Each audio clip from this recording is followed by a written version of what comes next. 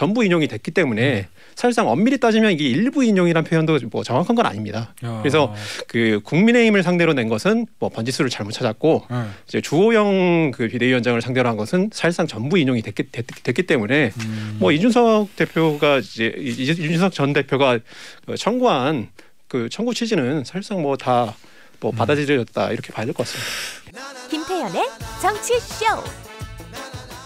김태현의 정치쇼 월요일 4부. 서초동의 뜨거운 이슈를 탈탈탈탈탈 털어보는 변론 유척 시간. 오늘은 스페셜 코너. 우영길 좌찬종 이러면 안 됩니다. 좌영길 우찬종 두 분 모셨어요. 제 왼쪽에 청취자 여러분 기준으로 왼쪽. 일부러.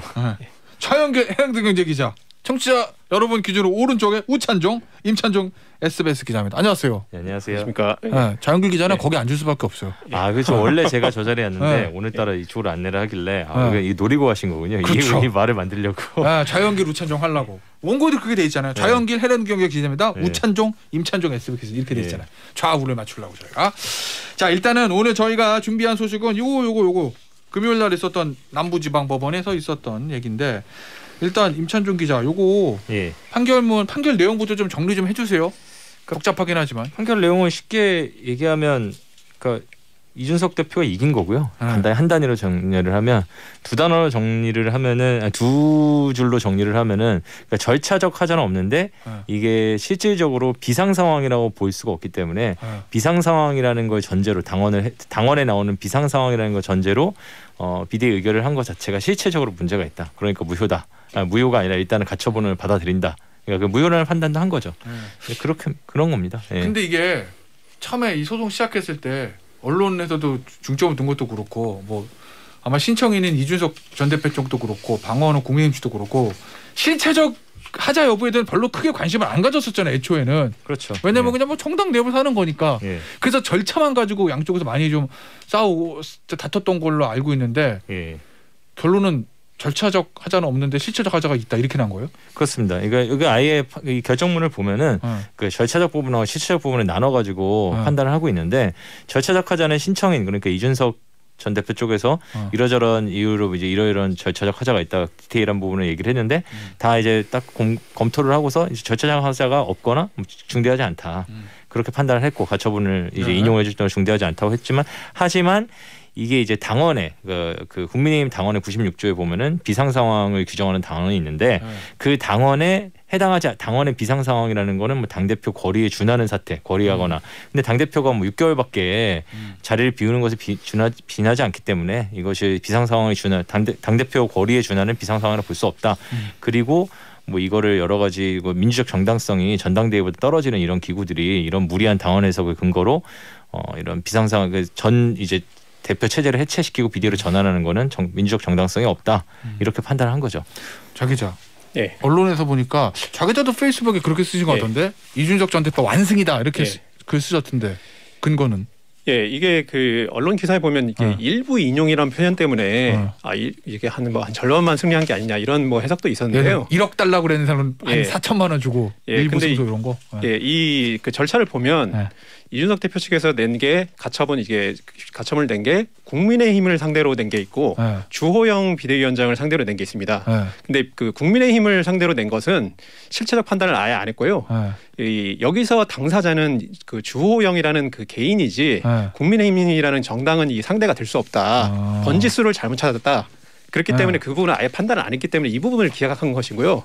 그 주호영 그 비대위원장을 상대로 한 부분은 전부 인용이 됐기 때문에 사실상 엄밀히 따지면 이게 일부 인용이라는 표현도 뭐 정확한 건 아닙니다. 그래서 그 국민의힘을 상대로 낸 것은 뭐 번지수를 잘못 찾았고 이제 주호영 그 비대위원장을 상대로 한 것은 사실상 전부 인용이 됐기 때문에 뭐 이준석 전 대표가 청구한 그 청구 취지는 사실상 뭐 다 받아들여졌다 이렇게 봐야 될 것 같습니다. 이거 약간 해프닝일 수도 있는데 그러면 정리를 한번 해보죠. 저 국민의힘 측에서 재판 진 다음에 이거 황정수 수석부장 남부지법 수석부장이죠. 보통은 수석부에서 이런 걸 하니까요. 그러니까 이거 원래 수석부에서 하는 거니까 중앙으로 하면 민사 50부 수석부장이 하는데 이 성향이 뭐 어떻다 그래도 판기 이렇게 났다 뭐 이런 얘기 좀 했었죠. 그러니까 그런 얘기가 상당히 저는 부적절하다고 보는데 일단은 이 주호영 이제 비대위원장이 재판장이 특정 연구 모임 출신이라서 뭐 편향성 우려가 있다라는 우려가 있었는데 나는 믿지 않았는데 재판이 참 이런 말도 안 되는 결과가 나왔다 이런 취지로 말을 했거든요. 여기에 대해서 남부지법도 그날 저녁에 이 특정 연구조직 모임이라는 건 결국에는 뭐 우리법 연구회나 사실상 국제인권법 연구회를 지칭하는 것인데 두 연구회 모임 모두에 속해 있지 않았다 재판장이. 일단 그렇게 사실관계가 틀리고요. 두 번째로는 이게 어떤 원하지 않는 결과가 나오면 법원에서 이게 재판장 성향 가지고 문제 삼는 게 국민의힘이 야당 시절에 민주당을 가지고 항상 문제를 삼았던 거 아닙니까? 뭐 김경수 전 도지사 판결 나오니까 뭐 고민정 의원이 뭐 진실은 멀리 던져도 뭐 돌아오느니 뭐 이런 말도 했었고 또 대표적으로 뭐 정경심 전 교수 판결 나오니까 뭐 판사 성향 가지고 뭐 양승태 전 대법원장이나 어떤 관계였다느니 뭐 이런 말들이 나왔잖아요. 뭐 김경수 때도 마찬가지였고 네. 김경수 도지사 때도. 근데 그렇게 자신들이 비판했던 민주당의 그런 모습을 그대로 지금 부여하는 거라서 이거야말로 내로남불 아닌가 뭐 이런 비판을 피하기가 어려워 보입니다. 네. 알겠습니다. 근데 제가 제일 궁금한 건 이걸 참 법조인마다 해석도 달라가지고 일단은 판결의 내용은 예. 당이 비상 상황 판결의 내용은 예. 당이 비상 상황은 아닌데 비상 상황으로 니들이 만들어가지고 이준석 전 대표를 내리려고 만들어가지고 비대위원장을 세웠어. 요거잖아요. 내용은. 예, 그렇죠. 근데 그 신청 주문은 주호영 비대위원장의 직무를 정지한다. 요거잖아요. 예. 그래서 지금 국민의힘에서 나오는 얘기가 야 주호영 비대위원장만 직무 정지됐으니까 비대위원은 그대로 살아있고 그러니까 그 비대위원들 데리고 당원 당규 개정해가지고 새로 비상 상황 요건 추가해서 새로 비대위 꾸리면 돼. 요거죠. 이게 뭐 국민의힘에서 그런 얘기를 나오는데 이게 사실은 이제 정치 쪽에서 또 서로 간 여러 가지 해석이나 이런 게 엇갈릴 문제고 사실 그 부분에 대해서는 지금 판단이 나온 것이 없기 때문에 그거는 이제 만약에 그런 일이 또 벌어지면 또 누군가가 거기에 대해서 법적 절차 뭐 이의 제기를 한다든가 아니면 뭐 거기에 대해서 또 뭐 가처분 신청을 한다든가 이런 게 있으면 다시 판단이 나오겠죠. 다만 그런 식의 이 결정 이후 그런 식으로 어떤 해법을 제시하는 것이 법적으로 정당한지 아닌지에 대해서는 지금 뭐 전혀 말하기가 좀 애매한 상황인 것 같습니다. 그건 뭐래요? 그러니까 이거 법적으로 정당한지 정치적으로는 무슨 찬성 반대 있을 수 있는데 법적으로 정당한 왜냐하면 결정문의 주문에 어긋나는 건 아닌데 그 결정문 전체 취지에는 좀 어긋나는 거라서 이거를 만약에 하면은 법적으로 어떻게 되는지에 대해서 얘기들이 있어요? 법조계에서? 서초동에서?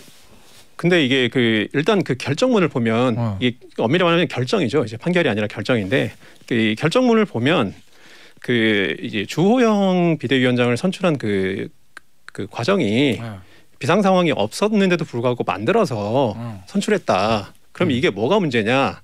그러면 이제 원래 그 대표를 선출하는 과정에는 당원들의 그 총의가 반영된다는 거죠. 그러니까 이거 선거로 이제 뽑으니까요. 근데 이 당원들의 그 총의를 반영할 수 있는 그 집행 기관을 이렇게 없는 비상 상황을 만들어서 무력화시키는 것은 단순히 그 당원 당규에 위반한다. 그 판단도 있었지만 굉장히 좀 유의미한 부분은 이게 정당법에도 위반됨으로 무효라고 봄이 타당하다. 이렇게 판시를 해버렸어요. 그래서 정당법 위반이라는 겁니다. 그래서 지금 당원 당규를 또 넘어서서 그래서 지금 뭐 국민의힘은 뭐 당원 당규를 그러면 고치면 되지 않느냐. 이게 약간 뭐 꼼수 논란을 이게 넘어서서 정치적으로는 꼼수 논란이. 근데 넘어서서. 이제 결정문에 보면 이게 정당법 위반이다. 현행법을 위반한 것이다라는 그 문장이 들어가 있는데 이것을 어떻게 설명할 것인가 이런 뭐 비판을 받을 수 있겠고요. 뭐 한 가지 좀 첨언을 드리자면. 우리 요즘에 굉장히 좀 오염되고 있는 이게 용어 중에 하나가 법치주의라는 말이거든요.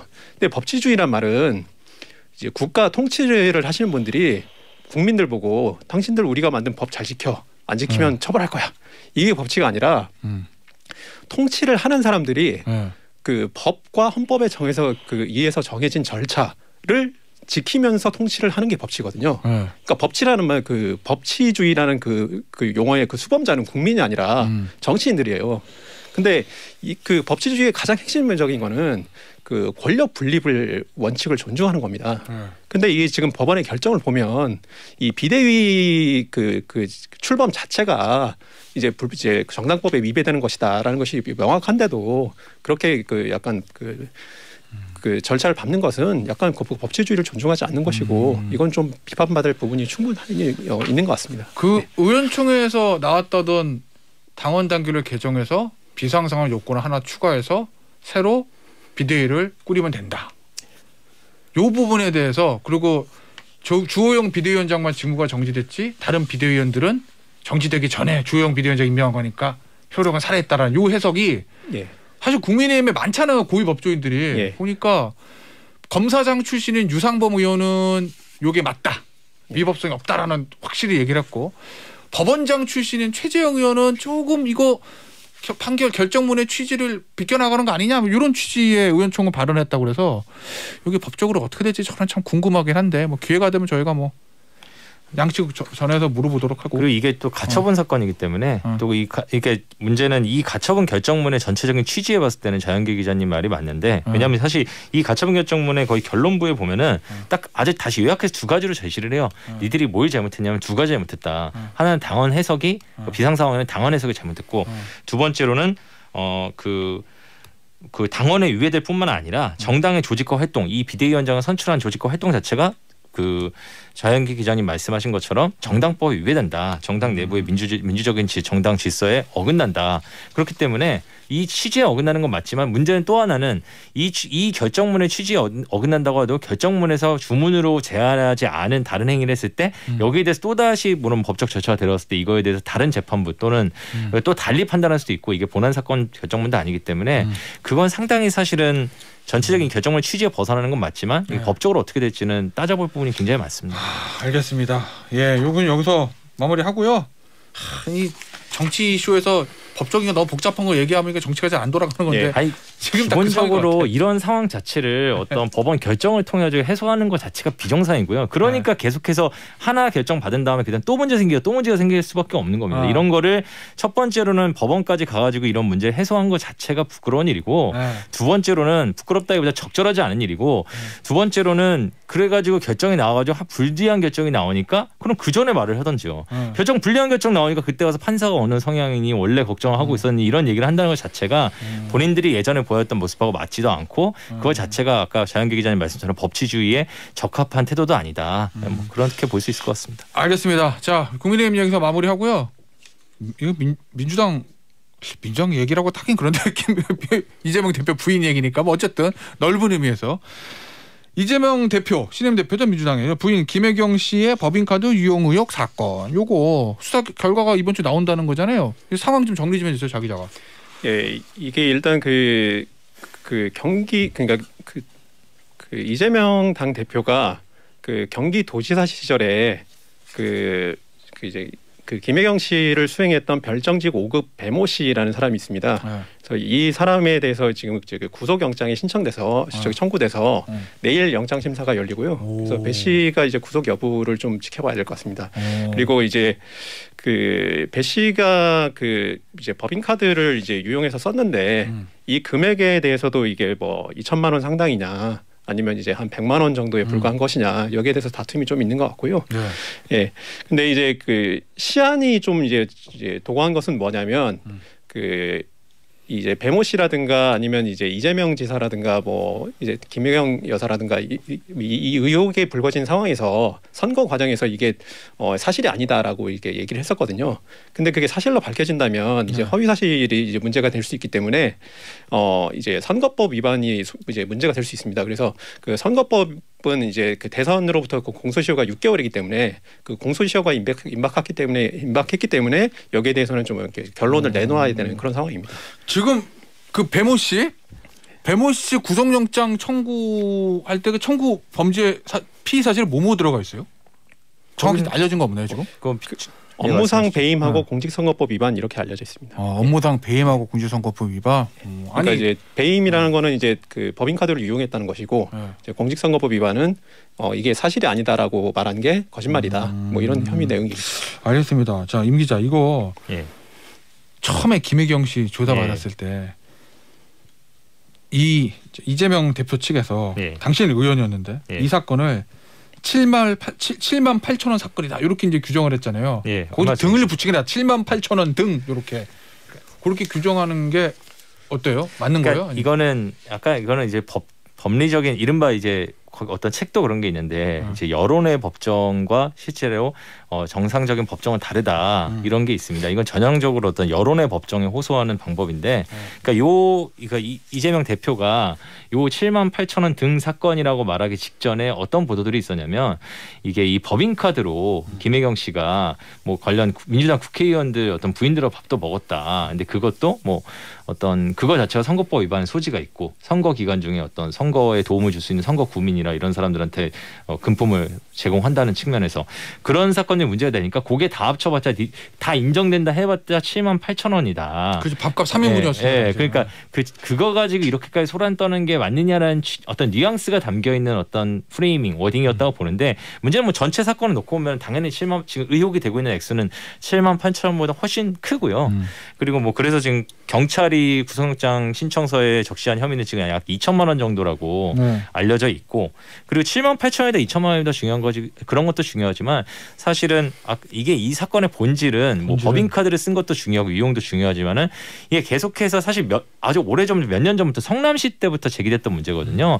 이재명 대표가 성남시장 할 때부터 그 변호사 사무실, 이재명 대표가 변호사 시절에 변호사 사무실 직원이었던 배모 씨라는 사람을 어떤 성남시의 별정직 공무원을 채용을 했는데 이 사람이 전문성도 없고 사실상 김혜경 씨 그 배우자 의전용 채용이다. 이런 문제가 계속 제기됐고 그때마다 부인했습니다. 이제 근데 경기도지사가 돼서도 계속 문제가 이어졌고 그때마다 부인했고 이번 대선 과정에서도 또 문제 제기가 되니까 또 부인을 했어요. 근데 이런 아까 그 자연기 기자 말씀하신 것처럼 이러면 이제 선거 기간에 자신의 어떤 경력이나 공적 행위에 대해서 공식적으로 거짓말하면 허위사실 공표 아니냐. 물론 이게 이재명 대표가 예전에 어떤 이른바 그 경기도지사 선거 시절에 뭐 권순일 전 대법관이 관여했다는 그 판결, 그 판결에서 선거 뭐 토론회에서 일부 사실에 대해서 허위 사실 얘기해도 이게 의원직 상실형에 해당해서 선거법 위반 아니다라는 대법원 판결, 좀 이례적인 판결이 있었지만 이건 또 그거랑 또 양상을 달리하는 게 굉장히 적극적으로 여러 번 얘기를 했단 말이에요. 그냥 토론회에서 한두 번 무슨 질문에 대해서 수동적으로 답한 측면이 아니라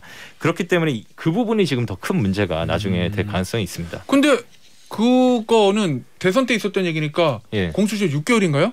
그렇죠. 6개월. 그럼 9월 초면은 기소유예 공직선거법은 그렇죠. 예. 그러면 그 관계에서 아까 지금 장한길 기자가 말씀하셨던 부분인데 그 관계에서 최소한 수사기관은 있던 법인카드 이용이라든가 이 배모 씨가 실질적으로 사적 의전을 전담하는 비서였다는지 사실관계 여부에 대해서 수사기관의 입장은 거기에 나오겠죠. 근데 지금의 어떤 수사 흐름으로 봐서는 아마 그거에 대해서도 기소 쪽으로 기울고 있는 게 아닌가 이런 쪽으로 관측됩니다. 야, 그러면은 9월 9일 전에 이재명 의원을 기소한다는 거예요?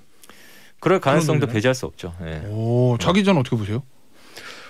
이게 제가 기소를 할지 여부는 뭐 제가 잘 모르겠습니다만, 근데 이게 단순히 그 7만 8천 원 사건이라고 하기에는 중간에 이게 뭐 이렇게 극단적 선택을 하신 분도 계시지 않습니까? 근데 이제 7만 8천 원 혐의 때문에 그런 선택을 하셨을 리는 없고, 근데 이게 굉장히 좀 정치적으로 파장이 커질 수 있는 사건인 게 뭐냐면 단순히 그 카드를 이제 사적으로 썼느냐 그걸 떠나서 일단 이 배모 씨라는 분도 이제 5급 공무원이거든요.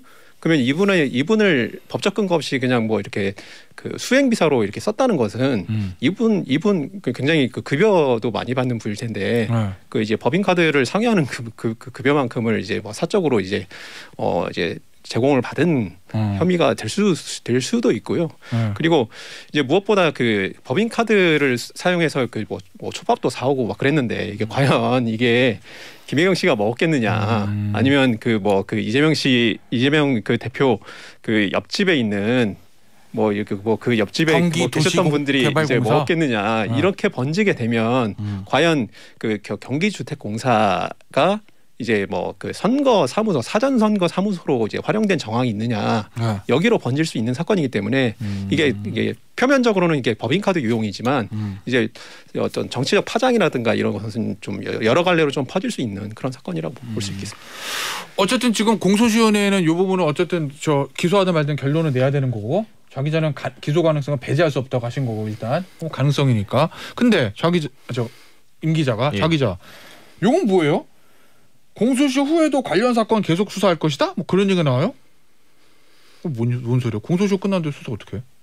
예, 공소시효는 이제 선거법 위반 부분은 이제 공소시효가 만료가 되지만 다른 거? 예, 이제 뭐 예를 들어서 예전에 그 성남시에서 그 은수미 시장이 그 조폭 그 업체 그 운영 업체로부터 이게 뭐 그 운전 기사를 제공받은 적이 있지 않습니까? 그게 그때 이게 다 기소가 됐었거든요.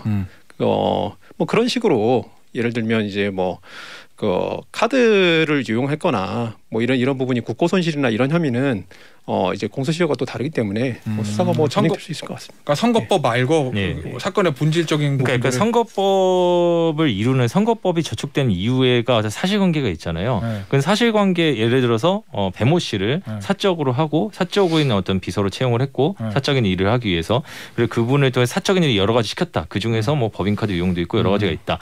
이런 것들에 대한 이제 사실관계 파악이 끝나면은 어느 정도 되면은 이 사실관계를 가지고 이 사실관계에 대해서 당시 후보자였던 이재명 대표가 거짓말을 했다라고 선거 그 수사기관이 판단을 하면 또 그 검찰이 판단을 하면은 그럼 그 어떤 거짓말을 한 선거 기간에 거짓말을 한 부분에 대해서는 기소 여부가 결정될 수 있지만 거짓말을 했다면 근데 그거 말고 그러면 이제 법인카드 이용했다라든가 뭐 그걸 통해서 뭐 다른 여러 가지 뭐 지금 뒤에 또 요즘 나오지만 변호사비 이건 좀 결이 다른 사건이지만 뭐 변호사비 대납 사건 이런 거는 뭐 여러 가지 다른 혐의가 또 적용될 수 있거든요. 그런데 그런 법리에 대한 공소시효는 남아 있기 때문에 기초적인 사실관계와 비슷하더라도 공직선거법을 적용하는 공소시효가 완료되는 거랑 또 나머지 그 사실관계와 관련해서 다른 범죄 혐의를 적용하는 공소시효는 별도입니다. 그렇기 때문에 제가 지금 이게 다 기소가 될 거다 이런 말을 하는 게 아니라 공직선거법은 그때까지 기소 여부를 결정해야 되고 같은 사실관계에 인정되더라도 그 다른 혐의들은 또 나중에 할 수도 있다는 거죠. 이론상 그렇다는 거죠. 이게 그 약간 검찰 수사권 논란으로 좀 번질 수가 있는 게요. 이게 만약에 그냥 가정입니다. 그 경찰에서 지금 이제 가장 큰 쟁점은 이제 김혜경 씨를 이제 기소하느냐 마느냐 그게 중요하지 않습니까? 근데 만약에 이제 김혜경 씨에 대해서 경찰이 무혐의 판단을 내렸는데 검찰이 그걸 송치받아서 결론이 달라졌을 경우에 그 민주당이 그 이제 소위 검수완박법으로 불리는 그 개정법에 의하면 이런 경우에는 사건이 그대로 종결이 돼야 되는데요. 이제 법무부에서 시행령을 하나 또 만들었습니다. 근데 시행령에서는 이제 당사자가 이의 신청을 하면 그 사건은 이제 검찰이 또 직접 수사를 할 수 있는 걸로 시행령을 만들었거든요. 이렇게 되면 과연 이제 그 검찰이 직접 수사에 이제 나설 경우에 이제 시행령으로 이제 이제 검찰 수사권을 확대하는 게 옳은 것이냐 이 논란으로 또 번질 소지가 또 있습니다. 알겠습니다. 이수영님께서는 좌영길 기자님 팬입니다. 항상 정확한 분석에 감탄하고 있어야 하셨고 유튜브로 들어오신 왕팬님은 임창종 기자는 해석 너무 좋네요라고 두 분을 칭찬해 주셨습니다. 오늘 좌영길 우찬종 여기서 마무리하도록 할게요. 지금까지 헤럴드 경제 좌영길 기자 SBS 임찬종 기자였습니다. 감사합니다. 감사합니다.